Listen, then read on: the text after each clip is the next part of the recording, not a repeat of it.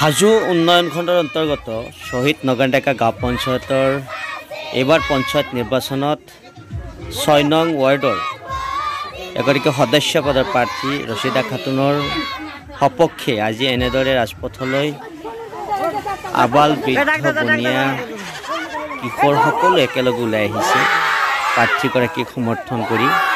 ইতিমধ্যে অসমৰ সৰ্বস্তৰৰ ৰাইজৰ মাজত আমি গম পাওঁ ভোটাৰ ৰাইজক আকৰ্ষণ কৰিবলৈ গীত মাতেৰে বিভিন্ন ধৰণৰ গীত ইয়াত পৰিৱেশন কৰা হৈছে।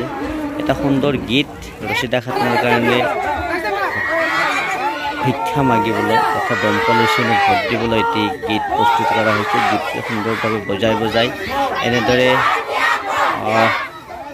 প্ৰাৰ্থীগৰাকীৰ সপক্ষে ৰাইজ ওলাই আহিছে। হাতে হাতে ফেষ্টুন আৰু প্লে কাৰ্ড লৈছে দমকলৰ চিনত ভোট দিয়ক ৰছিদা খাতুন জিন্দাবাদ এনেদৰে ৰাজপথ কাল কৰি পেলাইছে।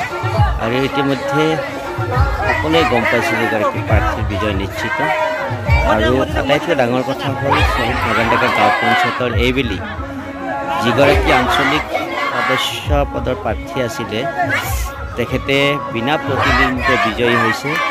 আৰু কেৱল শহীদ নগানডেকা গাঁও পঞ্চায়তেই নহয়, খেতি হাৰদিয়া গাঁও পঞ্চায়ত, ১ নং হাজো গাঁও পঞ্চায়ত, ২ নং হাজো গাঁও পঞ্চায়ত, হাজো উন্নয়ন খণ্ডৰ অন্তৰ্গত ৪গৰাকীকৈ কাউন্সিলৰ বিনা প্ৰতিদ্বন্দ্বিতাৰে বিজয়ী হৈছে।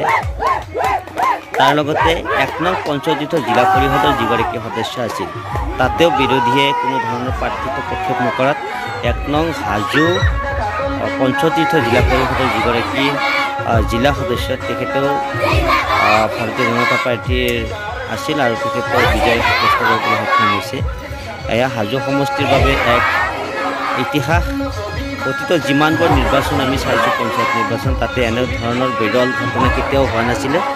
আৰু বৰ্তমান অসমৰ ৰাইজ উন্নয়নৰ পথত আছে আৰু সেইবাবে হাজো সমষ্টিত হাজো শুৱালকুছি সমষ্টিত এইবাৰ মিত্ৰজোঁটৰ প্ৰাৰ্থীৰ সপক্ষে কংগ্ৰেছ দলে কোনো ধৰণৰ প্ৰাৰ্থী দিবলৈ সক্ষম নোহোৱাৰ বাবে ৪খনকৈ পঞ্চায়তৰ আঞ্চলিক সদস্য পদত বিজয়ী লাভ কৰিবলৈ সক্ষম হৈছে। তাৰ লগতে এখনকৈ জিলা পৰিষদৰ প্ৰাৰ্থী বিজয়ী হ'বলৈ সক্ষম হৈছে।